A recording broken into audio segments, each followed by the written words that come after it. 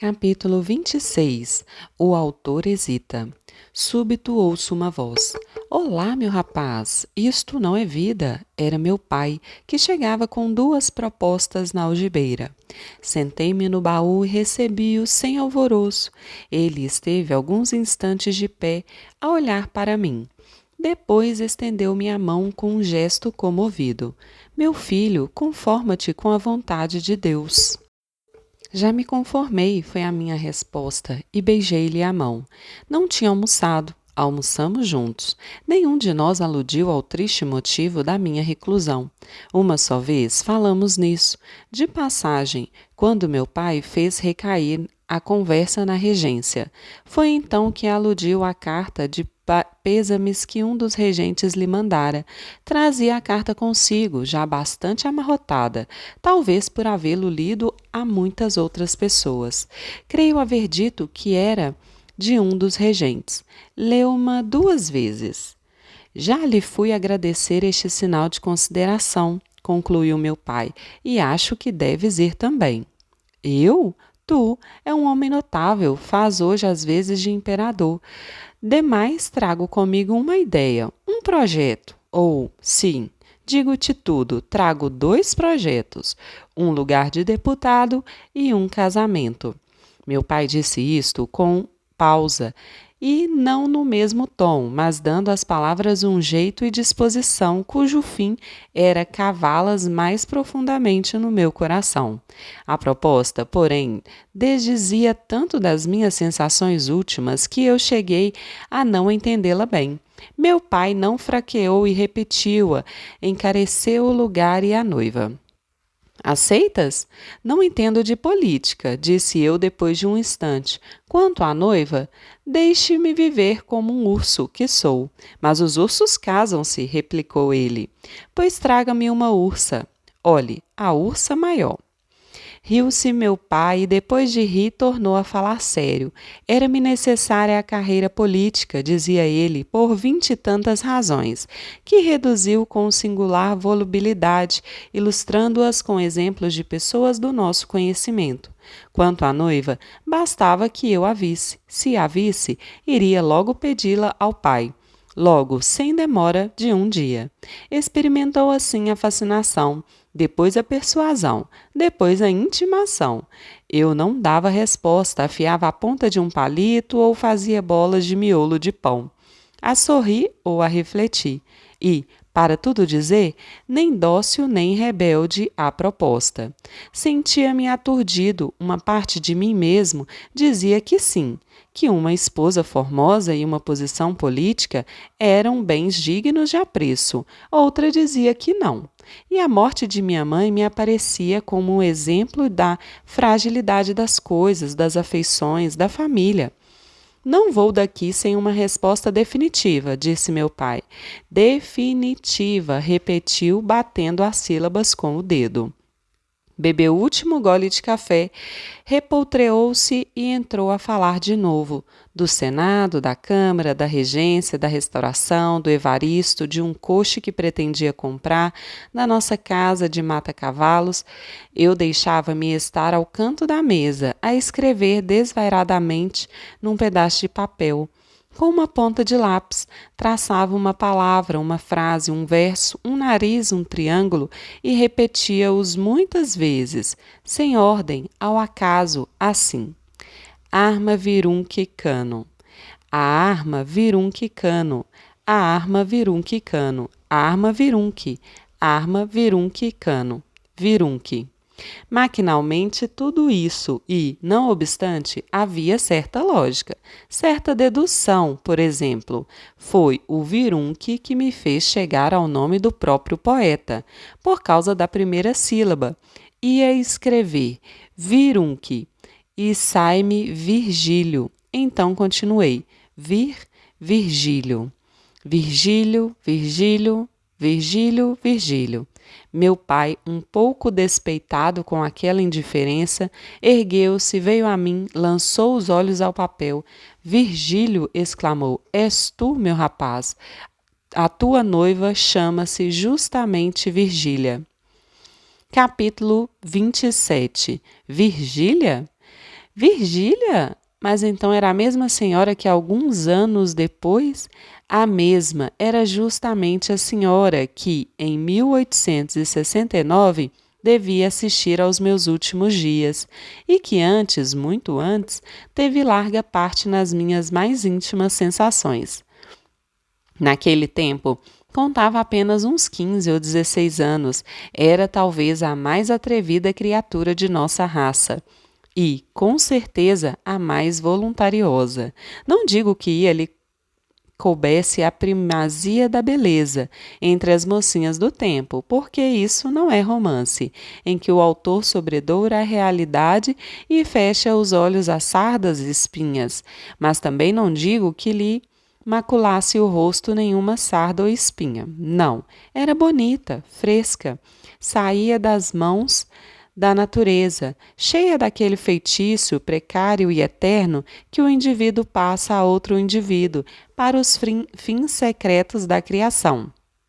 Era isto Virgília, e era clara, muito clara, faceira, ignorante, pueril, cheia de uns ímpetos misteriosos, muita preguiça e alguma devoção.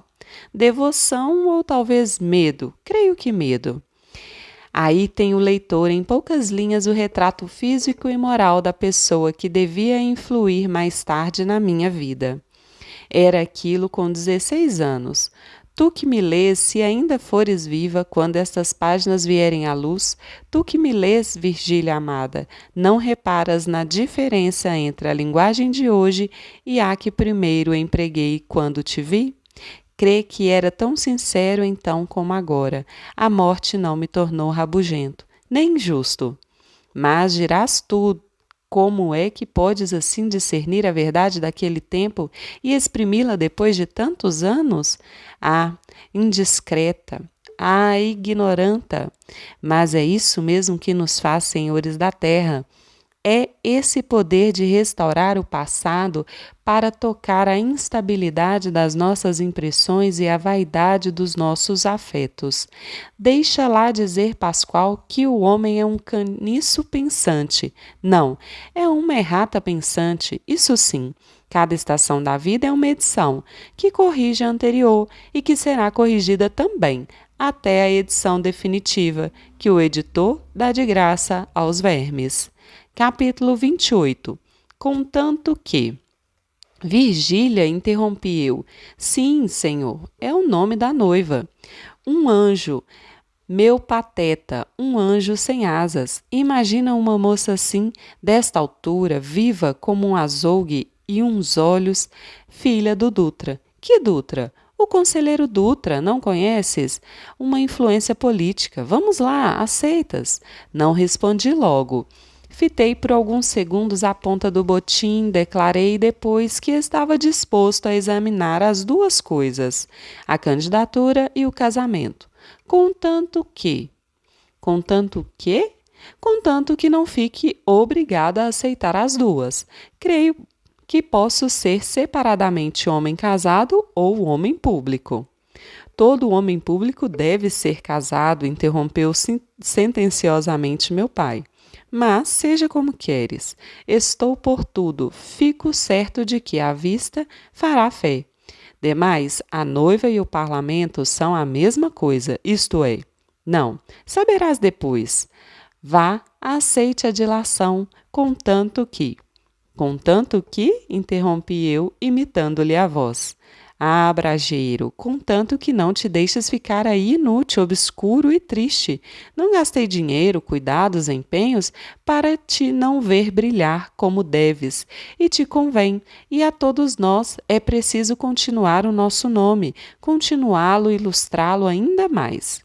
Olha, estou com 60 anos, mas se fosse necessário começar vida nova, começava sem hesitar um só minuto. Teme a obscuridade, Brás, foge do que é ínfimo. Olha que os homens valem por diferentes modos e que o mais seguro de todos é valer pena opinião dos outros homens. Não estragues as vantagens da tua posição, os teus meios. E foi por diante o mágico, a agitar diante de mim um chocalho, como me faziam em pequeno para eu andar depressa, e a flor da hipocondria recolheu-se ao botão para deixar a outra flor, menos amarela e nada mórbida, o amor da nomeada, o emplasto Brás Cubas. Capítulo 19. A visita. Vencera meu pai, dispus-me a aceitar o diploma e o casamento. Virgília e a Câmara dos Deputados. As duas Virgílias, disse ele num assomo de ternura política. Aceitei-os. Meu pai deu-me 2 fortes abraços. Era o seu próprio sangue que ele, enfim, reconhecia. Desces comigo? Desço amanhã. Vou fazer primeiramente uma visita a Dona Eusébia. Meu pai torceu o nariz, mas não disse nada. Despediu-se e desceu. Eu, na tarde desse mesmo dia, fui visitar Dona Eusébia. Achei-a a repreender um preto jardineiro, mas deixou tudo para vir falar-me. Com um alvoroço, um prazer tão sincero, me desacanhou logo. Creio que chegou a cingir-me com o seu par de braços robustos, fez-me sentar ao pé de si, na varanda, entre muitas exclamações de contentamento. Ora, o Brasinho, um homem, quem diria? Há anos, o homem zarrão. E bonito, qual? Você não se lembra de mim?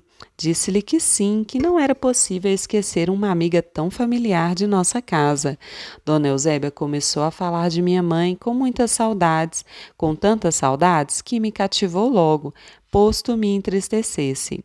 Ela percebeu nos meus olhos e torceu a rédea à conversação. Pediu-me que lhe contasse a viagem, os estudos, os namoros. Sim, os namoros também. Confessou-me que era uma velha patusca. Nisto recordei-me do episódio de 1814. Ela, o Vilaça, a moita, o beijo, o meu grito.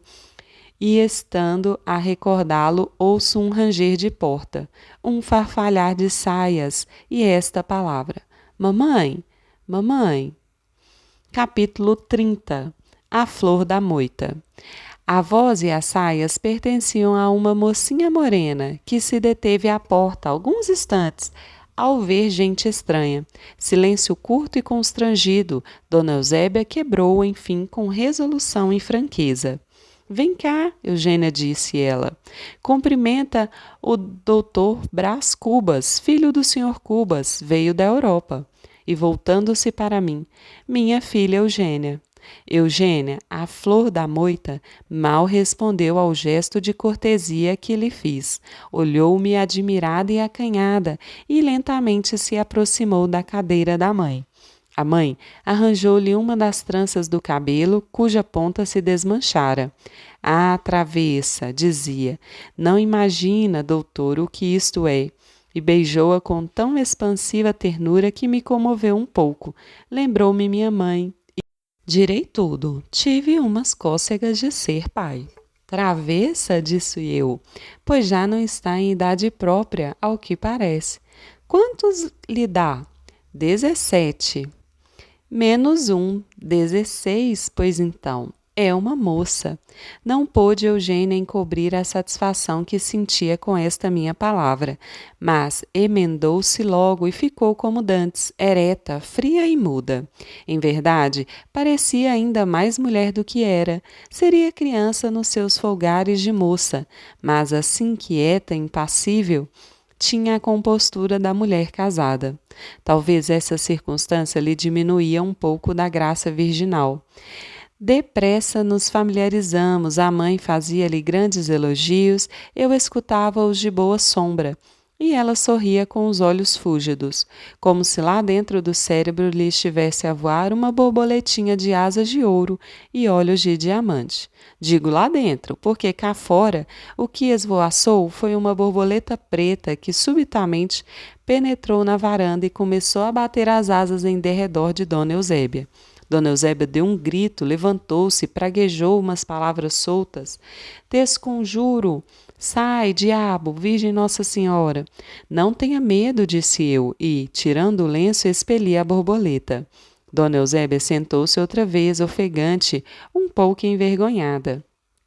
A filha, pode ser que pálida de medo, dissimulava a impressão com muita força de vontade. Apertei-lhes a mão e saí, a rir comigo da superstição das duas mulheres, um rir filosófico, desinteressado, superior. De tarde vi passar a cavalo a filha de Dona Eusébia, seguida de um pajem. Fez-me um cumprimento com a ponta do chicote. Confesso que me lisonjeei com a ideia de que, alguns passos adiante, ela voltaria a cabeça para trás. Mas não voltou. Capítulo 31. A borboleta preta. No dia seguinte, como eu estivesse a preparar-me para descer, entrou no meu quarto uma borboleta, tão negra como a outra e muito maior do que ela. Lembrou-me o caso da véspera e ri-me. Entrei logo a pensar na filha de Dona Eusébia, no susto que tivera e na dignidade que, apesar dele, soube conservar. A borboleta, depois de esvoaçar muito em torno de mim, pousou-me na testa, sacudia, ela foi pousar na vidraça e, porque eu a sacudisse de novo, saiu dali e veio parar em cima de um velho retrato de meu pai. Era negra como a noite. O gesto brando com que, uma vez posta, começou a mover as asas tinha um certo ar escarninho que me aborreceu muito. Dei de ombros, saí do quarto, mas, tornando lá, minutos depois, e achando-a ainda no mesmo lugar, senti um repelão dos nervos. Lancei mão de uma toalha, bati-lhe e ela caiu. Não caiu morta, ainda torcia o corpo e movia as farpinhas da cabeça. Apiedei-me, tomei-a na palma da mão e fui depô-la no peitoral da janela. Era tarde, a infeliz expirou dentro de alguns segundos. Fiquei um pouco aborrecido, incomodado. Também por que diabo não era ela azul? Disse comigo. E esta reflexão, uma das mais profundas que se tem feito desde a invenção das borboletas, me consolou do malefício e me reconciliou comigo mesmo. Deixei-me estar a contemplar o cadáver com alguma simpatia, confesso. Imaginei que ela saíra do mato, almoçada e feliz. A manhã era linda, veio por ali fora, modesta e negra, espairecendo as suas borboletices, sob a vasta cúpula de um céu azul, que é sempre azul, para todas as asas. Passa pela minha janela, entra e dá comigo. Suponho que nunca teria visto um homem, não sabia, portanto, o que era o homem. Descreveu infinitas voltas em torno do meu corpo e viu que me movia, que tinha olhos, braços, pernas, um ar divino, uma estatura colossal. Então disse consigo: este é provavelmente o inventor das borboletas. A ideia subjugou-a, aterrou-a, mas o medo, que é também sugestivo, insinuou-lhe que o melhor modo de agradar ao seu criador era beijá-lo na testa, e beijou-me na testa.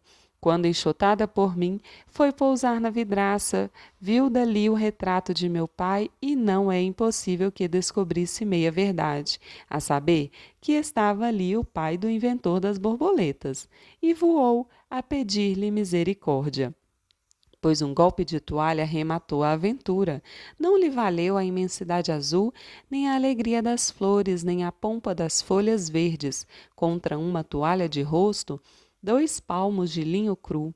Vejam como é bom ser superior às borboletas, porque, é justo dizê-lo, se ela fosse azul ou cor de laranja, não teria mais segura a vida. Não era impossível que eu a atravessasse com um alfinete para recreio dos olhos. Não era. Esta última ideia restituiu-me a consolação. Uni o dedo grande ao polegar. Despedi um piparote e o cadáver caiu no jardim. Era tempo.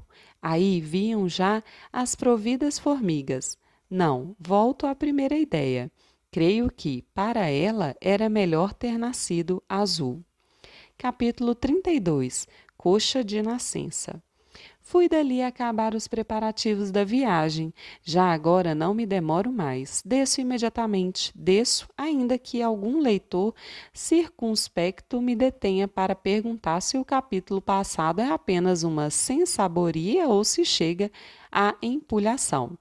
Ai, não contava com Dona Eusébia. Estava pronto quando me entrou por casa. Vinha convidar-me para transferir a descida. Ia lá jantar nesse dia. Cheguei a recusar, mas instou tanto, tanto, tanto que não pude deixar de aceitar. Demais, era-lhe devida aquela compensação. Fui. Eugênia desataviou-se nesse dia por minha causa. Creio que foi por minha causa, se é que não andava muita vez assim. Sem as bichas de ouro que trazia na véspera, lhe pendiam agora das orelhas 2 orelhas finalmente recortadas numa cabeça de ninfa.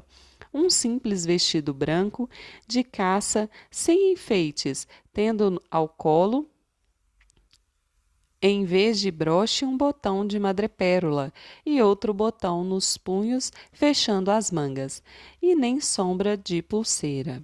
Era isso no corpo, não era outra coisa no espírito. Ideias claras, maneiras chãs, certa graça natural, um ar de senhora, e não sei se alguma outra coisa, sim, a boca, exatamente a boca da mãe, a qual me lembrava o episódio de 1814, e então dava-me ímpetos de glossar o mesmo mote à filha.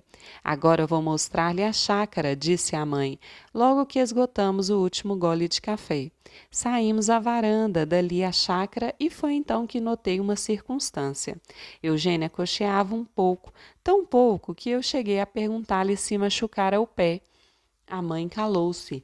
A filha respondeu sem titubear. Não, senhor, sou coxa de nascença. Mandei-me a todos os diabos. Chamei-me desastrado grosseirão. Com efeito, a simples possibilidade de ser coxa era bastante para lhe não perguntar nada. Então lembrou-me que da primeira vez que a vi, na véspera, a moça chegara-se lentamente à cadeira da mãe e que naquele dia já achei à mesa de jantar. Talvez fosse para encobrir o defeito, mas por que razão a confessava agora? Olhei para ela e reparei que ia triste. Tratei de apagar os vestígios de meu desaço. Não me foi difícil, porque a mãe era, segundo confessara, uma velha patusca e prontamente travou de conversa comigo. Vimos toda a chácara, árvores, flores, tanques de patos, tanque de lavar, uma infinidade de coisas que ela me ia mostrando e comentando, ao passo que eu, de soslaio, perscrutava os olhos de Eugênia.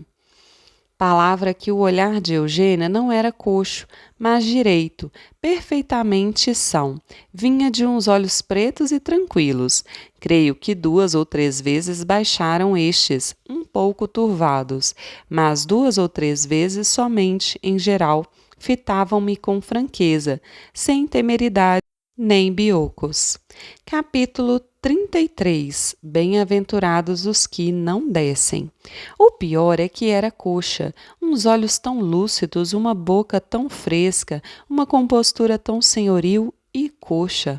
Esse contraste faria suspeitar que a natureza é às vezes um imenso escárnio. Por que bonita se coxa? Por que coxa se bonita? Tal era a pergunta que eu vinha fazendo a mim mesmo ao voltar para casa, de noite, sem atinar com a solução do enigma. O melhor que há quando se não resolve um enigma é sacudi-lo pela janela fora. Foi o que eu fiz. Lancei mão de uma toalha e enxotei essa outra borboleta preta que me adejava no cérebro. Fiquei aliviada e fui dormir, mas o sonho, que é uma fresta do espírito, deixou novamente entrar o bichinho. E aí fiquei eu à noite, toda a cavar o mistério, sem explicá-lo. Amanheceu chovendo, transferi a descida, mas no outro dia a manhã era límpida e azul. E apesar disso deixei-me ficar, não menos que no 3º dia, e, no 4º, até o fim da semana. Manhãs bonitas, frescas, convidativas lá embaixo a família a chamar-me, e a noiva e o parlamento, e eu sem acudir a coisa nenhuma. Enlevado ao pé da minha Vênus manca. Enlevado é uma maneira de realçar o estilo. Não havia enlevo, mas, gosto, uma certa satisfação física e moral. Queria-lhe, é verdade, ao pé dessa criatura tão singela, filha espúria e coxa, feita de amor e desprezo, ao pé dela sentia-me bem, e ela creio que ainda se sentia melhor ao pé de mim. E isto na Tijuca. Uma simples égloda. Dona Eusébia vigiava-nos, mas pouco, temperava a necessidade com a conveniência. A filha, nessa primeira explosão da natureza, entregava minha alma em flor. O senhor desce amanhã? Disse-me ela no sábado. Pretendo. Não desça. Não desci. E acrescentei um versículo ao Evangelho. Bem-aventurados os que não descem, porque deles é o primeiro beijo das moças. Com efeito, foi no domingo o primeiro beijo de Eugênia, o primeiro que nenhum outro varão jamais lhe tomara, e não furtado ou arrebatado, mas candidamente entregue, como um devedor honesto paga uma dívida. Pobre Eugênia! Se tu soubesses que ideias me vagavam pela mente fora naquela ocasião, tu, trêmula de comoção, com os braços nos meus ombros, a contemplar em mim o teu bem-vindo esposo, e eu com os olhos de 1814 na moita, no Vilaça, e a suspeitar que não podias mentir ao teu sangue, à tua origem. Dona Eusébia entrou inesperadamente, mas não tão súbita que nos apanhasse ao pé um do outro. Eu fui até a janela. Eugênia sentou-se a consertar uma das tranças. Que dissimulação graciosa! Que arte infinita e delicada! Que tartufice profunda! E tudo isso natural, vivo, não estudado, natural como o apetite, natural como o sono. Tanto melhor. Dona Eusébia não suspeitou nada. Capítulo 34. Há uma alma sensível. Há aí, entre as 5 ou 10 pessoas que leem, há aí uma alma sensível que está de certo um tanto agastada com o capítulo anterior. Começa a tremer pela sorte de Eugênia e talvez, sim, talvez, lá no fundo de si mesma, me chame cínico. Eu, cínico, alma sensível, pela coxa de Diana. Esta injúria merecia ser lavada com sangue, se o sangue lavasse alguma coisa nesse mundo. Não, alma sensível, eu não sou cínico. Eu fui homem, meu cérebro foi um tablado em que se deram peças de todo o gênero. O drama sacro, o austero, o piegas, a comédia louçã, a desgrenhada farsa, os altos, os bufaneiros, um pandemônio, alma sensível, uma barafunda de coisas e pessoas em que podias ver tudo, desde a rosa de Esmirna até a arruda do teu quintal, desde o magnífico leito de Cleópatra até o recanto da praia em que um mendigo tirita o seu sono. Cruzavam-se nele pensamentos de várias casta e feição. Não havia ali a atmosfera somente da águia e do beija-flor, havia também a da lesma e do sapo. Retira, pois, a expressão alma sensível, castiga os nervos, limpa os óculos, que isso às vezes é dos óculos. E acabemos de uma vez com esta flor da moita. Capítulo 35. O caminho de Damasco. Ora, aconteceu que, 8 dias depois, como eu estivesse no caminho de Damasco, ouvi uma voz misteriosa que me sussurrou as palavras da Escritura. Levanta-te e entra na cidade. Esta voz saía de mim mesmo e tinha 2 origens: a piedade que me desarmava ante a candura da pequena e o terror de vir a amar deveras e desposá-la, uma mulher coxa. Quanto a este motivo da minha descida, não há duvidar que ela o achou e mo disse. Foi na varanda, na tarde de uma segunda-feira, ao anunciar-lhe que na seguinte manhã viria para baixo. Adeus, suspirou ela, estendendo-me a mão, com simplicidade. Faz bem. E como eu nada dissesse, continuou. Faz bem em fugir ao ridículo de casar comigo. Ia dizer-lhe que não. Ela retirou-se lentamente, engolindo as lágrimas. Alcancei-a a poucos passos e jurei-lhe por todos os santos do céu que eu era obrigado a descer, mas que não deixava de lhe querer e muito.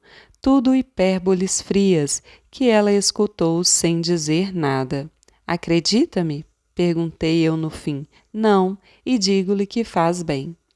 Quis retê-la, mas o olhar que me lançou não foi já de súplica, senão de império. Desci da Tijuca na manhã seguinte, um pouco amargurado, outro pouco satisfeito. Vinha dizendo a mim mesmo que era justo obedecer a meu pai, que era conveniente abraçar a carreira política, que a Constituição, que a minha noiva, que o meu cavalo.